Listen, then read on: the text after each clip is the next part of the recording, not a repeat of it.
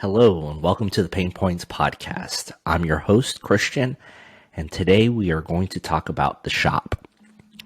Obviously, each market that you're in or that we're all in, there's going to be different price points when it comes to cost of living, cost of real estate, things like that. But I just wanted to share with you how my journey in renting and leasing a shop has worked out for me, some of the stumbling blocks that I went through, some of the things that I have learned when it comes to preparing for a shop, and sometimes being unprepared for a shop, as well as you'll find out as we kind of go through this. I think the best way for me to be able to do this story time, I guess you could call it, is going to be by walking through a slideshow, showing some of the projects, some of the setups that I've been able to accomplish with a little bit of creativity in the shops, and obviously the blessing of the facility managers or owners, not wanting to do anything against what they have as far as their rules and what they allow. But as we've spoken before, I started The Paint Professor back in 2015. It was a job it started out as a side business, and then The Paint Professor evolved from doing some side jobs and just kept expanding. I have been on this part of the journey has been me chasing the shiny object. In some cases, that does mean Holland Brilliant 98. But not always high gloss in what I'm doing. Still haven't been able to master that yet, but I digress.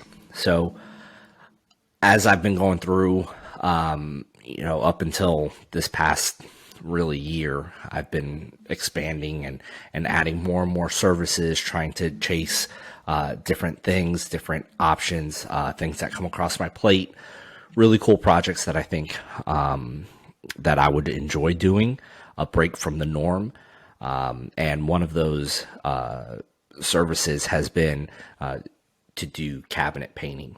So with cabinet painting, the first couple ones that I did, I remember the first one that I did, it was for a flip, and they were just looking for something pretty quick to get everything looking nice. I still followed all the procedures that I needed to in order to get it to stick and bond well, but it wasn't. I did all my protection and tried to do things as best as I could, as best as I knew at the time, but it definitely wouldn't be considered fine finish by any means. It was just a step above spraying a wall for all intents and purposes.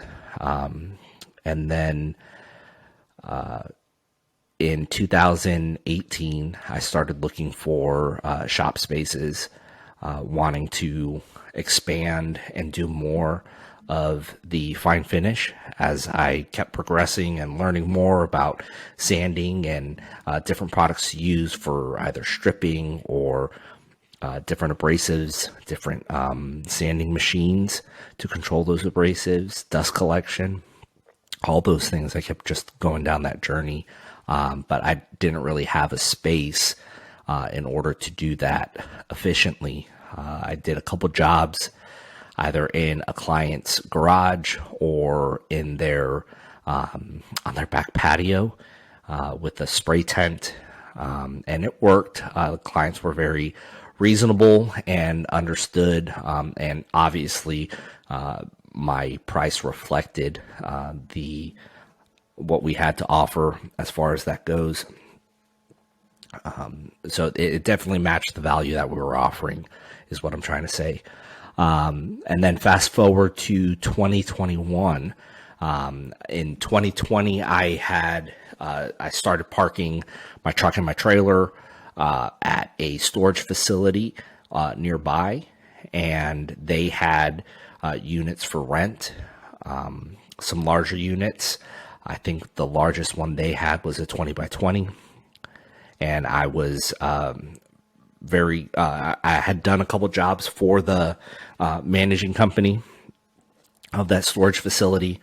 They had hired me to do some exterior cleaning and some line striping for them. So I had a good relationship, good working relationship with them. And I had just asked them, if you have any big units coming up, just let me know. 2020 hit and things were kind of up in the air, not really knowing where we were going. Probably about 2 months after all the shutdowns first went in, I got a phone call from that facility, and they had that 20 by 20 come up. It was a very fair price. I want to say it was like $175 a month or something like that. It was ridiculously cheap. But that's the reason why this facility always stayed full, was because their prices were very reasonable. So I wound up passing up on it. I didn't have any cabinet jobs on the horizon at that moment. So it just wasn't an expense I was willing to do. And I think that's really the first the first barrier to entry when it comes to having a shop, is making sure that you have that capital, or for when a shop does come available, that you're ready to pull the trigger on it, because otherwise it's a missed opportunity. Later on in that year, one of their larger work areas had become available, and this was actually one that it had a storefront. It had a 200 square foot office space. It had a 1,000 square foot warehouse that I could have backed my trailer and truck in, had inside parking for that. With still plenty of room to set up a temporary spray booth, and to perform any type of woodworking, any type of other activities that I normally take care of. And really I would have been able to spread out, and it would have been fantastic. But again, nothing really on the horizon, and the price point was more than what I was willing to spend being a solopreneur, and just doing a wider range of different services. It's not like I was only doing cabinets all day, every day, or doing my tongue and groove wood ceilings all day, every day. That might have been a little bit different. So then we come into 2021. I landed a big job on a tongue and groove project, and this is where we're going to start sharing the project. So if you're listening to this on audio only, I'd like to invite you to check out the YouTube channel. It's the Paint Professor YouTube channel, and we are now actively sharing. Yep, we're good. So this was if you're wanting to see the pictures that accompany the story. If not, hopefully I'm giving you enough information with the story to keep you engaged. So just kind of going through like a slideshow, I had curated some of the photos from the last 2 years of my shops. So this was my very first shop. I had a project come up. It was a massive tongue and roof ceiling, and I needed a space in order to store everything. It was not convenient to do everything on the client's back porch.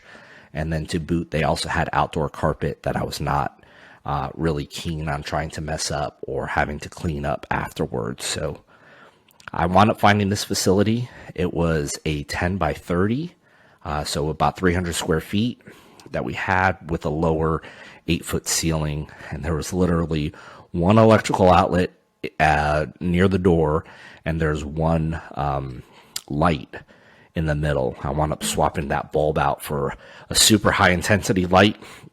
Like you can see here, cooling fans, I picked that up at Rockler. I also wound up picking up, as we were starting to do more cabinets, picked up the third hand system from FastCap. Excellent product. It's super, super sturdy. It is unlike any other paint pole, like with Zip Wall or even Tramaco. This thing is sturdy, sturdy, sturdy. In this picture here, you can see I'm starting to set up. I had envisioned a rack system essentially, and this was 10 foot across, 10 foot deep, 8 feet high. And as we go through, I needed to, I was assembling it in place. So in order to do that, I wound up taking advantage of the third hands to hold them up as I was putting up these vertical stretchers in between. And there's the rest of the stretchers. There's it freestanding with the backside of the rack system. Had about a dozen or so shelves, quote unquote, that I was able to store tongue and groove.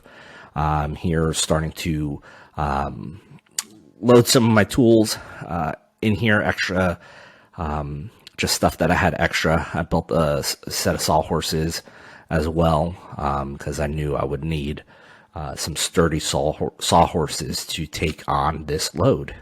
Again, like I said, this was a giant roof over that, or right at 1,000 square feet, I think it was. And if you know anything about square footage and running tongue and groove, you divide by 0.4 and you wind up getting, it was about 2,500 lineal feet of tongue and groove. So it's definitely a big project, but the sawhorses were pretty durable. So I'm just kind of going through this story and showing these pictures to a company that, even though that this was a smaller space as far as garages goes, I mean, it's long and narrow. You can still get creative with these spaces and still get a lot of work done. Here's the rack system. Put a couple stiffeners in it. The rack system all put together, and just kind of going through these. I built a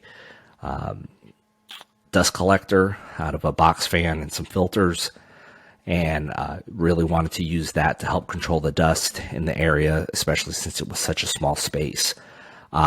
This is one of the things that I was doing before. This is, again, on a client's back patio. We're painting their full exterior, wound up pulling their front door. There's their front door on some sawhorses, temporary door with polystyrene insulation. So we were able to insulate that. And that's the door when it's done. But for the most part, I was doing these on the back of people's porches, and I really wanted to get to the point where I could take these, projects like this, bring them back to the shop, and be able to take my time to perform a better job with them.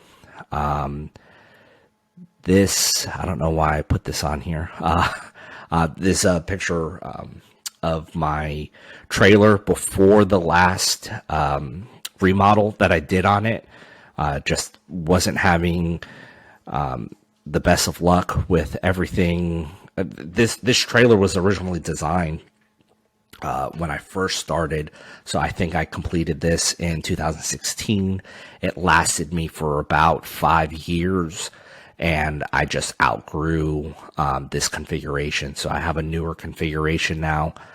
We can show later. Here's another picture of the things that I wanted to stop doing. This is a picture of another tongue and groove that we did. It was about 40% smaller, maybe 30% smaller than the previous pictures that we showed, but I would have to set up scaffolding and temporary planks and things like that up here on a makeshift rack system on the client's patio in order to get these projects done. And then we're talking about potentially dripping stain and clear coat on their floor. And yes, we were using floor protection to make sure that these things were all taken care of. But it's still, I wanted to be able to have a more professional appearance, be seen as being more professionalized. And I felt that by showing up with pre-finished pieces that's how I could get the ticket for doing large projects like this. So just going through some of the stain process. I think these pictures are actually backwards. And then this is that large one with the majority of the pieces stained. Just kind of going through how that rack system worked. And then when I started spraying the clear coat on, use a spar urethane on that, I set up again with the third hand from Fast Cap, and also some extra additional lighting with my light tower and the 3-panel light from Rigid. Gives out plenty of light when you need it. I highly recommend. This is a hybrid model, so it runs off of any of their 18-volt platform batteries, or you can plug in an extension cord. So I was using battery power here because this was in the original shop where we weren't able to have a bunch of outlets in anyway. But separated off the first couple feet of the shop from the rest so that I had enough room to spray and get done what I needed to get done.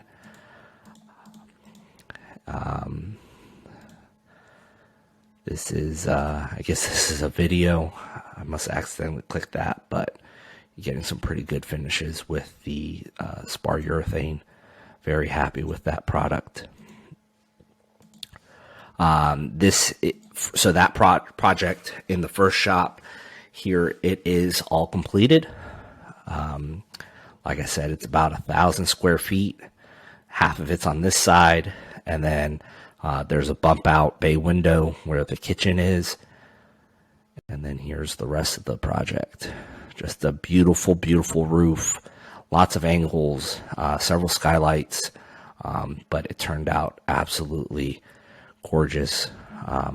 Client's very happy with this. So this was back in 2021. Right after this project, I wound up getting a call from my new, from where I was parking my truck and trailer, and they had a spot come up. So this is the second part of it. Is I had found a new facility to park my truck and trailer. This is different from the original. So this is 3 facilities that we're talking about completely. The very first facility I'd parked my truck and trailer at, and they had offered me 2 potential spots that I wasn't ready for. Then there was a second place where I only rented the 10 by 30. And then the third place I started parking, I moved from the original, started parking my truck and trailer there. And I asked if they had any larger spaces, larger than 10 by 30 that came up, that if they would let me know. And again, this is a locally owned facility. You can find these by looking at Google listings. That's how I found mine. And I just shopped around. I asked what their prices were, what availability was, and in most cases, there wasn't availability at the reasonably priced ones. The higher end, super expensive ones always had availability, but they also did not want businesses to occupy their spaces. They were looking more for homeowners looking to store stuff that they would never use again, seemed like. So moved to the second facility, or I'm sorry, the third facility where I'm currently at. Already had my truck and trailer there, and a spot last minute came up, and I knew I just had to take it. So this is a new spot. It is a 20 by 30, so just as deep, twice as wide, and this space was just fantastic. If you notice on the right-hand side, there was already some shelving in place, which was really, really beneficial. That's all wood that I did not have to purchase. The only downside to this one, well, 2 downsides, was one, there's no water, which there was no water at the original site either. And there's no, there was only 2 8-foot fluorescent lights that were really, really dull. So I knew lighting would be an issue, and I would just have to work out of a garden hose, and some buckets in order to provide water to perform my task.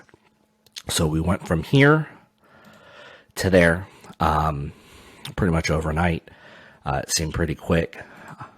Going through, you can see some of the wiring that was there. I'm glad I pulled all this wiring down.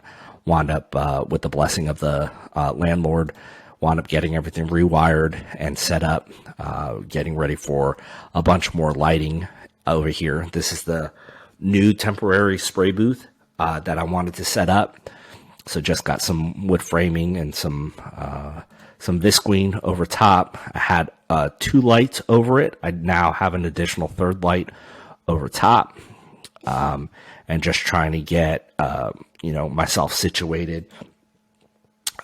But now that the booth is done, you can see the visqueen in the background.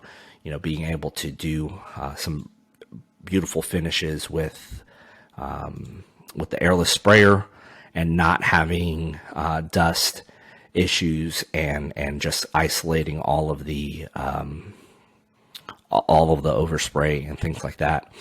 So really cool space. I'd highly recommend. This is a time lapse in the booth. This was spraying with the Graco 9.5 HVLP, a unit which since this I've gotten rid of, and I replaced that with the Titan ED 655 Plus. I just felt for what I'm doing, I'm getting better results. I found out that also that the 9.5 was not recommended by Sherwin-Williams to spray emerald urethane, which is the product that I was using at this point. Here's another picture of the shop. This is right after we moved in, working on that first project. Got all the lights up. I picked up some extra lights and starting to get things situated, and that's pretty much what the shop is and some of the results that we were able to get. Another cool thing about being in the shop is my neighbor owns a detailing shop. So a few doors down at this facility, he runs detailing. I was getting ready to do some graphics on my trailer, and I knew that the paint needed some correction. So he did a full paint correction on here, on my trailer, and that's the front of the trailer. Believe it or not, the left side is after he did the cut, and the right side is before he did the cut. So he did a really, really good job. So shout out to my buddy Alex over at Detail Solutions Auto Spa. And if you're into detailing at all, or you like that kind of thing, he also has a podcast called the Detail Solutions Podcast. They post twice a week, and it's uncanny how similar in many regards the detailing vertical is to residential painting. So a couple other projects that we've done, the shop, getting more tools, more storage, just setting stuff up. This is another project that if I hadn't had the shop, I would not have been able to do. A client reached out. It was a roofing contractor. Their client had this peach, I guess you would say, trim around their house. Getting a new roof, they refused to get white trim, so we wound up picking up some white drip edge from their warehouse, pre-painted it so that the roofing contractor could later then install it. So another project that I just would not have been able to do had it not been for having a shop. I would have, on a project like this, had I signed up for it, they would have had to install everything, and then I would have had to go back just to paint the drip edge. Been on a ladder, 2 coats of super paint, not ideal. Just didn't sound fun. So I opted to spray ahead of time. Worked out really well. Another cool thing about having a shop is you can run samples and always have a place for them to dry, finish up. And then on to doors. Been doing, have had the opportunity to do several doors. This is a project that we did in East Orlando. and it was a set of double doors. You can see my former employee Matt over here doing some detail sanding work on this door. It was stained previously. We went ahead and sanded it all down. This is a different door. I wish I had a preview. Here's the before of the door. Just very dark and ominous in this opening. We had just finished repainting this house, really brightened it up. No, we weren't done here. We had just done some repairs, but it was mostly painted in this picture. And we were getting ready to do the doors. We opted to do a whitewash on this project, and then did a clear coat of this bomber product that we found. It was a two-part, I believe it was like a xylene-based product, or at least it was xylene cleanup. It was a two-part product, super high sheen. This is the product dry. You can see how reflective it is, just glowing. This project turned out really, really cool. All of that's hand brushed. And that product was from Marine Industrial.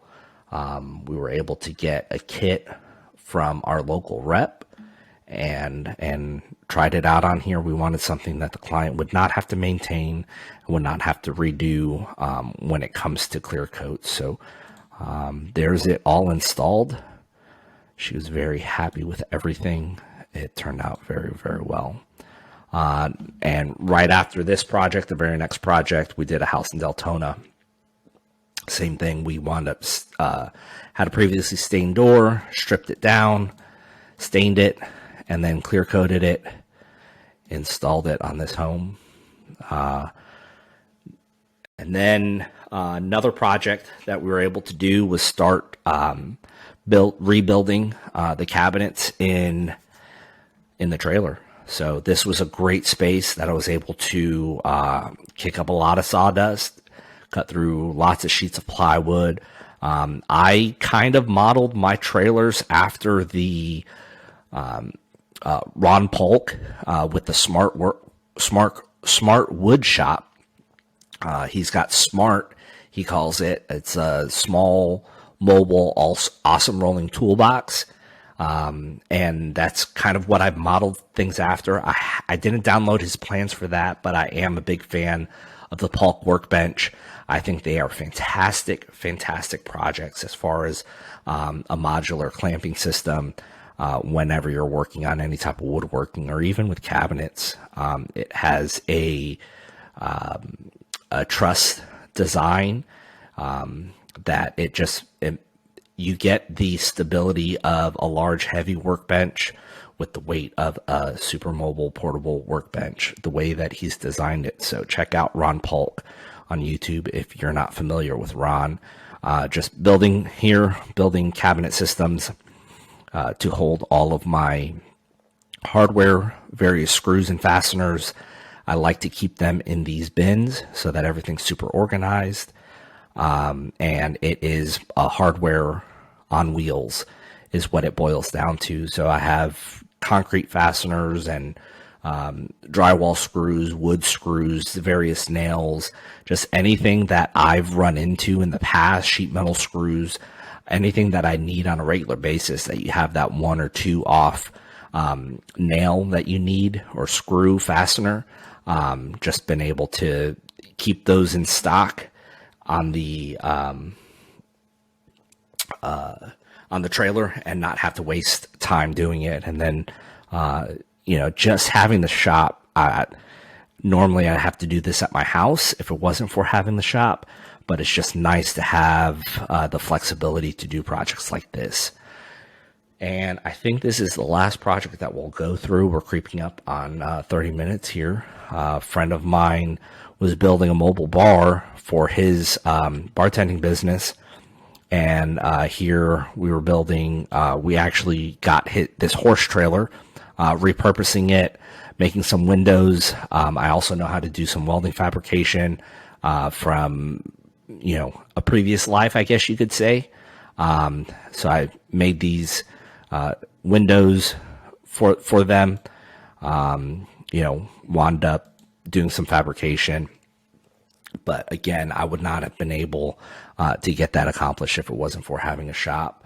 And then here's the last door system that we wound up doing for a client. They had these chocolate brown doors in, put up temporary block on the outside with plywood on the inside, again using the polyiso insulation, so that it's not only helping with heat and cold and thermal transfer, but it's also helping with noise pollution from the road.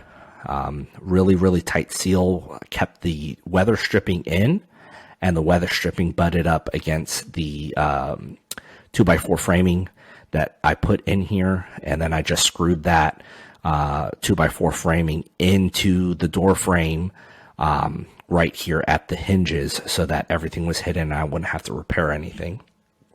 On the inside of these doors, they were painted white, but there were many layers of paint on there that were starting to fail, so we just figured this was the right time to go ahead and take care of all of that. Doing some test samples here of just sanding through everything and seeing what the wood looked like. Lots of expansion and contraction throughout, so did what we could to repair everything.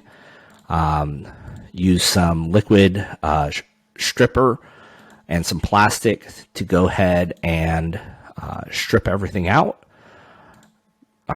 Here's a picture of showing up one morning after laying the stripper down, and just how all that paint just melted right off. Scraped them out, and this was the final result, or the result of all the prep. So we got these doors back to original, got them looking beautiful. These are them wiped down with a little bit of water, taped off the side we were going to stain, which was the outside, and then got ready again in our temporary spray booth to go ahead and spray these out. I used some sawhorses to kind of just hold them up with those brackets in the previous picture, and I was kind of modeling it after the fast rack system that I saw. Here is a screenshot from my boys at Illusion Painting in California. So shout out to Jose and their fast rack system. I was trying to model it afterwards, but since I do know a little bit of fabrication, I just get scrap piece of metal and things like that, and just weld them together in the shop. Got a couple coats on there, flipped them over, and started to do one coat of Armstrong Clark. If you're not familiar with Armstrong Clark, where have you been? Fantastic product, absolutely beautiful. Here's a final picture of it installed on the inside and on the outside. So went from chocolate brown to Armstrong Clark, and just fantastic. Clients are super happy with this project. So I'll stop sharing at this point for those of you following along. Yeah, I mean, if it wasn't for having a shop, I wouldn't be able to do half these projects in a timely, efficient manner. The other thing, too, that I've noticed when it comes to having a small space like this, because I would not consider this a full-blown shop, but being able to have the right space for my workflow is I'm also now, instead of being, when I'm doing a kitchen, for example, instead of being occupying their home for almost 2 weeks, now just doing the boxes, I'm only there for 4 days. I'm able to do 4 days in, take everything home, and then take everything to the shop, repeat the process in the shop on all the door and drawer fronts, and then haul everything back for an hour or two so that I can go ahead and reinstall it. So it's also adding more value to our clients, because we're not in a position to where we have to take up their house if they have young families, or they're just trying to live their life. The less time that I can be physically in their home, the more value it is for my clients. And now, because I'm able to offer that value, the clients help me to pay for this space because I've raised my prices due to that exceeded value. So just some things that I wanted to share with you, talk about my journey in getting my shop set up, some of the cool projects that we've been able to do. I'm really looking forward to doing a lot more projects within the shop. Eventually, my goal would be to get to the point to where I have crews in the field working, and also at least to be in a spot to where I can either have either a solo person full time in the shop working, whether it's with tool, like an actual shop manager doing tool and consumable inventory, ordering products for all the job sites, or doing cabinet door and drawer fronts, just knocking those out every week while the field guys are able to keep them supplied. So that's my ultimate goal. When that does happen, I will be looking for a larger shop, maybe a storefront, something client facing, so that we can have consultations, meetings within the shop, be able to do interviews, on-site training, all those things. But it's got to start somewhere. You know, having a facility like that is going to cost minimum $1,500 a month. I mean, that's a lot of money to invest in when you're a solopreneur, but these are the things, these are my stepping stones and what I've taken to get to there. So I hope you've enjoyed this episode. Thank you for following along.